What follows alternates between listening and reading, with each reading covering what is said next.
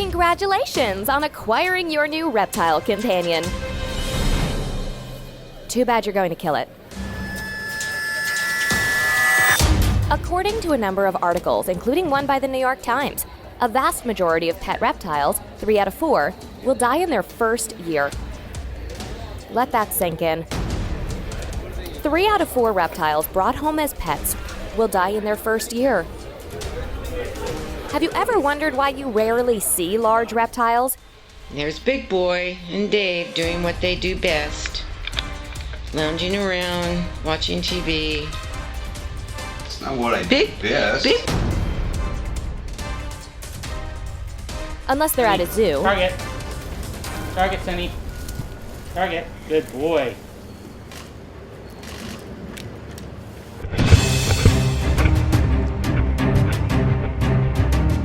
Or sometimes at a reptile shop where, chances are, someone turned the large snake or lizard in. Is that cool or what?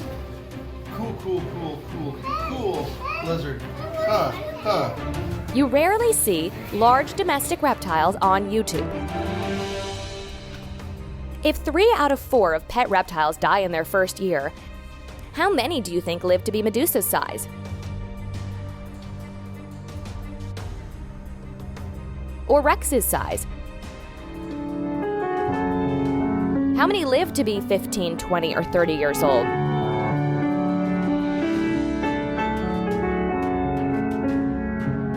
Rex is 15 years old.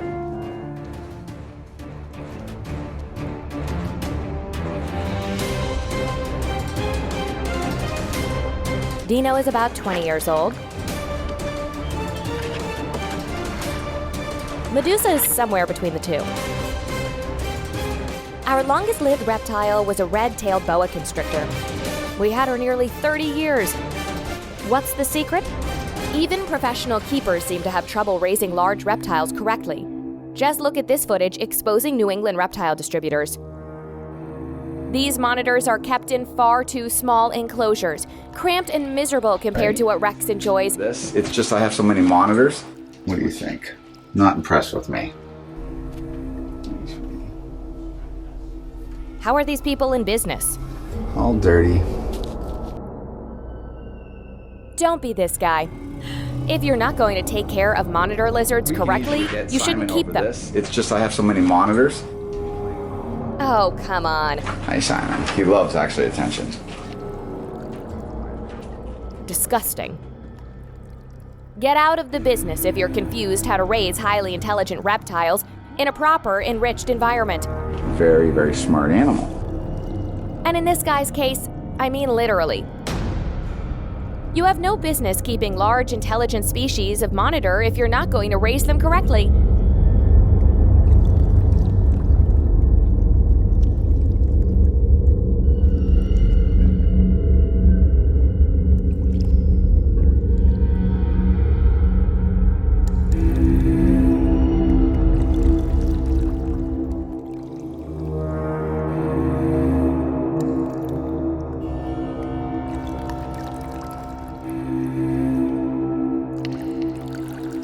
Oh boy.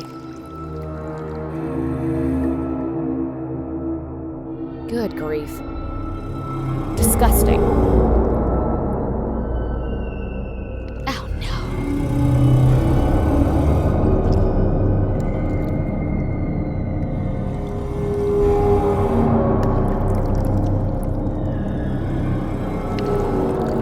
Good grief.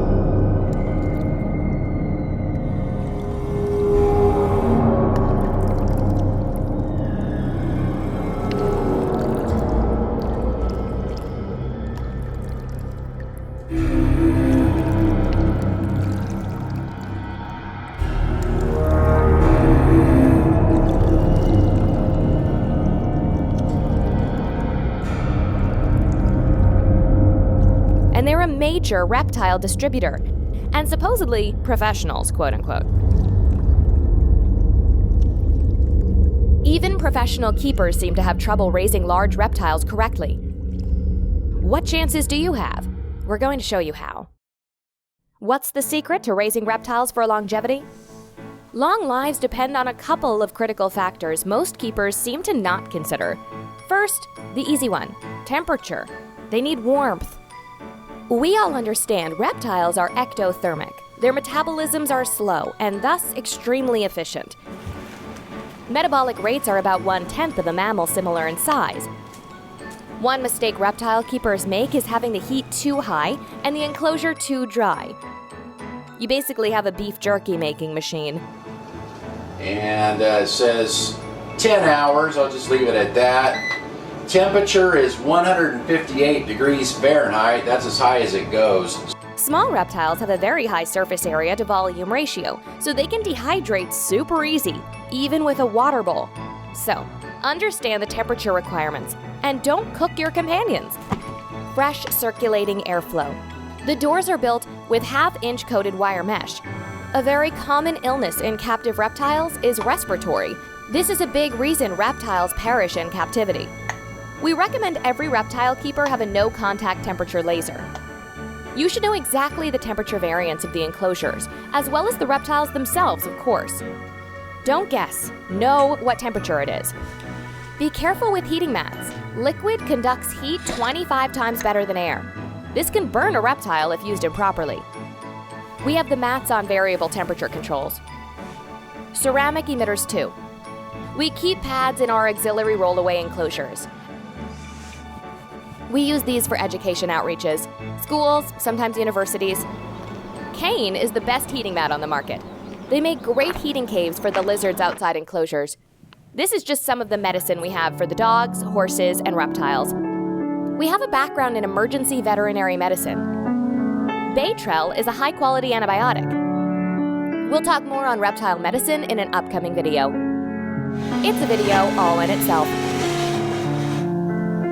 We trim the lizard's nails. We'll stop here and continue with the second part soon. We'll talk about reptile feeding, medicine, and a bunch of other things. Thanks for watching this season of Reptile Channel. And don't forget, subscribe! So you can join us this season and not miss a single episode of Reptile Channel. Don't let a single episode sneak past you.